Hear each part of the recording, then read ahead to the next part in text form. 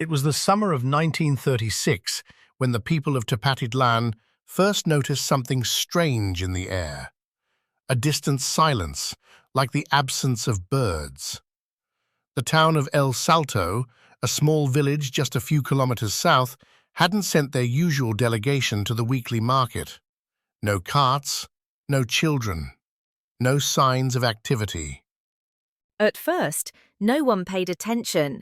El Salto was a quiet place, home to no more than 100 souls, mostly farmers and their families. But by the third week, curiosity turned into concern. A local priest, Father Agustin, decided to ride out and pay a visit. What he found would haunt him until the day he died.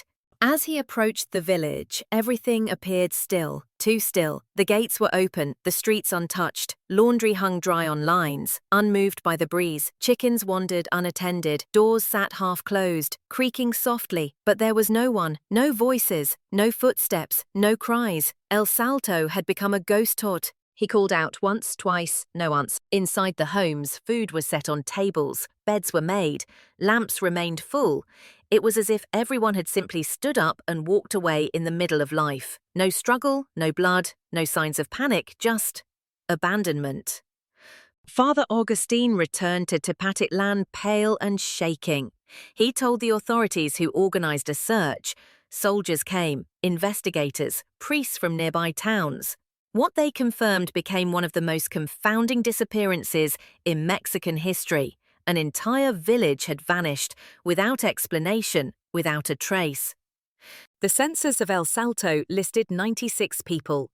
None were ever found. No graves, no bodies, no refugees arriving in neighboring towns. Their names were carved in church records. Their homes remained filled with their things, but the people themselves had evaporated. Rumors spread quickly. Some claimed there had been a gas leak from underground. Others whispered of a cult, of mass disappearance orchestrated by dark rituals. But no physical evidence supported any of these theories. The ground remained undisturbed. The wells were clean. The animals unfed but alive. Months later, a traveling merchant passing through the highlands of Zacatecas reported finding a woman on a dirt road, barefoot and confused. She spoke only to say she was from El Salto and that the bells had called them. When questioned further, she became agitated, repeating the phrase until she collapsed. She died the next morning. Her identity was later confirmed as Elena Maria Gomez, age 32, resident of El Salto.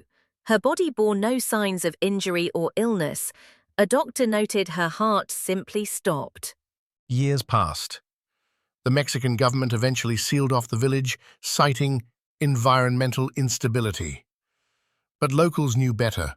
They had heard the legends for decades, of old bells ringing in the mountains, summoning people in their sleep, of voices that called from beyond the canyon, promising reunion with lost loved ones.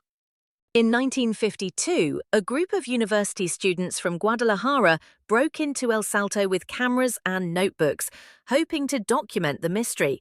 They never published their findings. One of them, Jorge Morales, later confided to a classmate that they had heard singing.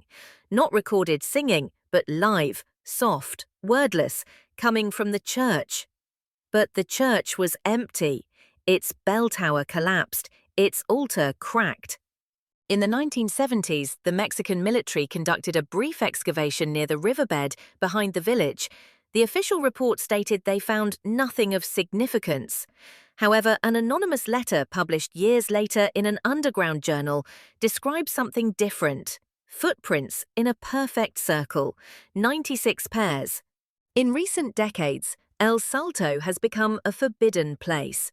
The structures remain, overgrown and slowly devoured by nature, but the silence persists.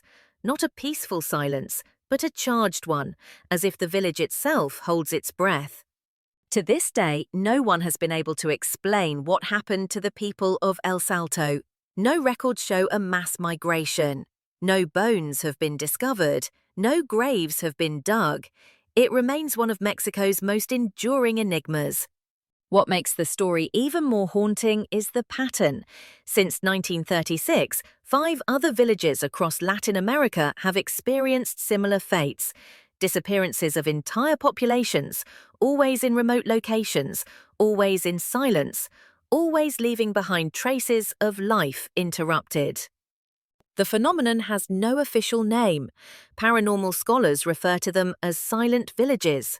Some theorize about spatial folds, government experiments, or ancient curses. Others suggest collective suicide or ascension, but none of those theories can account for the total absence of evidence.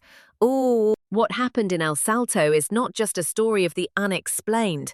It is a wound in the collective memory of a region shaped by myth and shadow. A reminder that not all ghosts are people. Sometimes entire places become phantoms, vanishing from maps, from records, from memory. And sometimes they come back. In 2001, a satellite image taken by a European mapping project briefly showed lights in El Salto, 3 to be exact, arranged in a perfect triangle in the town centre. By the time Mexican surveyors arrived on foot, the lights were gone. There were no generators, no batteries, no heat signatures, only the smell of burning wax. And in the old bell tower, now collapsed and buried under vines, one thing had changed. The iron bell, long believed to have been stolen, was hanging again. No rope, no rust, as if it had never left. They say that on quiet nights in the hills near Tepatitlan, you can still hear the faint ringing. Not loud, not urgent, just enough to make you turn your head. The bells of El Salto never needed to shout